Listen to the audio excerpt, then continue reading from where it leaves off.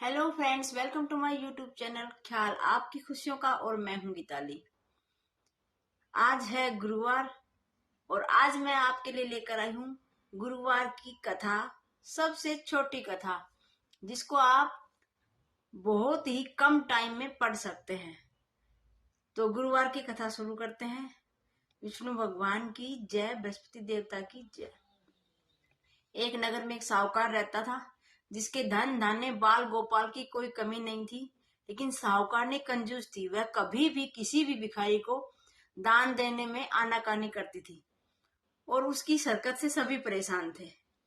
एक दिन संयोग हुआ कि एक पहुंचे हुए सिद्ध पुरुष वहां पे आए। एक महात्मा ने आके वहां पे कहा कि माल भिक्षा दे दीजिए, देवी भिक्षा दे दीजिए। और उन्होंने भिक्षा मांगी तो साहूकार ने अपने पोते को खिला रही थी, उसने कहा कि मैं तो अपने पोते को खिला रही हूँ, फिर कभी दर्शन दीजिएगा। साधु बाबा दुआ देते हुए चले गए। कुछ समय बाद साधु बाबा पुनः पधारे।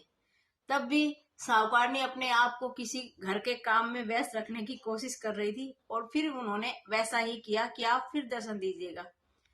साधु बाबा दुआ देते हुए चले गए और कुछ दिन बाद वो पुनः पधारे। इस बार वो जल्दी पधारे क्योंकि उन्हें साहूकारनी की नीयत का आभास हो गया था। और जैसे ही वो आए तो साहूकारनी फिर से आनाकानी करने लगी। तब साधु महाराज ने कहा कि यदि आपको इतनी ही फुर्सत चाहिए, अवकाश ही अवकाश चाहिए, तो मैं आपको एक उपाय बताता हूँ जिससे आपको अवकाश ही अवकाश मिलेगा। तो उन्होंने बताया कि गुरुवार को देर से सोकर उठे, सारे घर झाड़ुए को इकट्ठा करके रख दे और शाम को अंधकार छा जाने के बाद दीपक बत्ती जलाया करें। उस दिन घर के सभी पुरुष हजामत करवाएं और कपड़े धोएं। आप अपने खाना बना के चूल्हे के पीछे रख दें।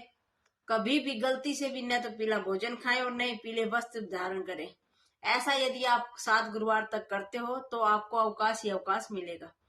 साहूकारनी ने वैसा ही किया जैसे सिद्ध महात्मा ने कहा था और उसके घर में हर चीज की कमी हो गई, सब कुछ खत्म हो गया। फिर जब साधु बाबा पधारे तो उन्होंने कहा माई भिक्षा दे दीजिए। तो साहूकारनी ने कहा कि आपको भिक्षा कहाँ से दे दूं महाराज, मेरे तो घर में अन्न के दर्शन करने के लिए भी अन्न के दाने नहीं हैं। तब साधु महाराज ने कहा कि माई तेरी माया समझ में नहीं आती, जब सब कुछ था तब भी आपने भिक्षा देने से आनाकानी की और अब जब आप अवकाश ही अवकाश है, फ्री बैठे हैं, तब भी आप देने में आनाकानी कर रही हैं। साहूकारनी को समझते देर नहीं लगी कि सामने खड़े बाबा सर्वज्ञ सिद्ध पुरुष महाराज हैं और उन्होंने महात्मा से क्षमा मांगी और कहा कि यदि आपकी कृपा से फिर से मेरे घर में धन धान्य भरपूर हो जाए तो मैं आपको कभी भी, आपको या किसी को भी कभी भी अपने घर से खाली हाथ नहीं जाने दूंगी। तो साधु महाराज ने कहा कि बृहस्पतिवार को जल्दी उठकर स्नान करके और अपने पूजा करें, बृहस्पति देवता की कथा करें, पीले वस्त्र धारण करें, पीला भोजन खाएं, सारे घर झाड़ू और एक को इकट्ठा करके रखें, साफ सफाई करें, गलती से भी कोई भी पुरुष हजामत ना बनाए गुरुवार के दिन।